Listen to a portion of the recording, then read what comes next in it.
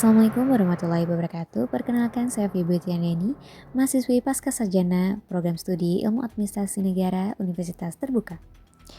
Pernah gak sih kalian ngurus KTP dan kartu keluarga tapi harus bolak-balik ke kantor Dikus Capil? Udah antri lama tapi ternyata berkas belum lengkap. Rasanya pasti capek kan? Nah, pengalaman seperti ini ternyata bukan cuma terjadi pada satu orang saja, tapi menjadi fenomena umum dalam pelayanan administrasi kependudukan di Indonesia, termasuk di Kota Bogor. Dalam video ini saya akan mengajak kalian memahami bagaimana permasalahan tersebut terjadi, solusi inovatifnya apa, teori yang mendukung, serta dampak positif yang dapat dihasilkan. Permasalahan utama dalam pelayanan administrasi kependudukan di Disduk Capil Kota Bogor terletak pada belum optimalnya kualitas pelayanan publik. Secara empiris, masyarakat masih menghadapi beberapa kendala seperti antrian panjang, kurangnya informasi yang jelas, serta sistem digital yang belum terintegrasi secara maksimal. Akibatnya, masyarakat seringkali harus datang berulang kali hanya untuk melengkapi dokumen yang sebenarnya bisa diinformasikan sejak awal.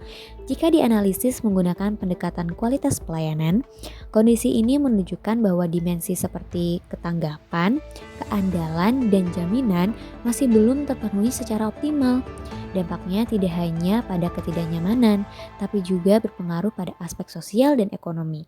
Karena keterlambatan dokumen dapat menghambat akses terhadap layanan lain seperti kesehatan, pendidikan, dan pekerjaan. Untuk mengatasi permasalahan tersebut, solusi yang ditawarkan adalah mengembangkan Smart Integrated Population Service System. Sistem ini merupakan platform pelayanan digital yang terintegrasi secara end-to-end, mulai dari pendaftaran, verifikasi dokumen, monitoring proses, hingga pengambilan hasil layanan. Sistem ini masyarakat tidak lagi datang berulang kali ke kantor pelayanan, karena seluruh proses dapat dilakukan secara online.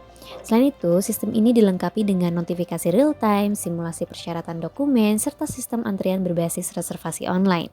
Dengan demikian, pelayanan menjadi lebih efisien, transparan, dan mudah diakses.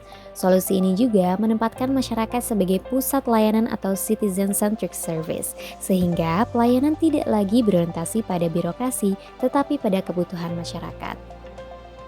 Solusi tersebut juga didukung oleh beberapa teori dalam administrasi publik. Pertama, terdapat teori New Public Service yang menekankan bahwa pemerintah harus berperan sebagai pelayan masyarakat, bukan pengendali.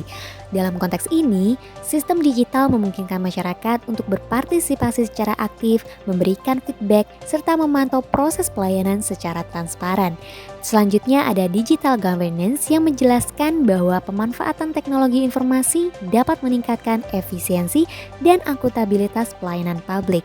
Selain itu, pendekatan collaborative governance juga digunakan dalam implementasi dengan melibatkan berbagai pihak seperti Disduk Capil, Dinas Kominfo, dan masyarakat. Dengan demikian, solusi ini memiliki landasan yang teoritis, kuat, dan relevan dengan reformasi birokrasi modern yang ada pada saat ini. Implementasi Smart Integrated Population Service System memberikan berbagai dampak positif nih. Pertama, itu meningkatkan efisiensi pelayanan karena proses menjadi lebih cepat dan terstruktur. Kedua, meningkatkan transparansi dan akuntabilitas karena masyarakat dapat memantau proses secara langsung. Ini juga dapat meningkatkan kepuasan masyarakat tentunya karena layanan menjadi lebih mudah, jelas, dan nyaman. Keempat, mengurangi potensi maladministrasi dan praktik tidak adil karena sistem berbasis digital lebih terstandarisasi. Dan yang terakhir itu adalah meningkatkan kepercayaan publik terhadap pemerintah yang merupakan indikator penting dalam kualitas governance. Dalam jangka panjang nih, inovasi ini juga berkontribusi pada terwujudnya good governance dan pelayanan publik yang berkelanjutan. Dan yang terakhir, dapat disimpulkan bahwa permasalahan pelayanan publik di Disduk Capil Kota Bogor ini tidak hanya bersifat teknis, tetapi juga struktural dan manajerial. Oleh karena itu, solusi yang ditawarkan harus bersifat holistik dan mencakup aspek teknologi, sumber daya manusia, serta tata kelola pelayanannya. Melalui implementasi sistem digital terintegrasi, diharapkan pelayanan publik dapat menjadi lebih efektif, transparan, dan berorientasi pada masyarakat.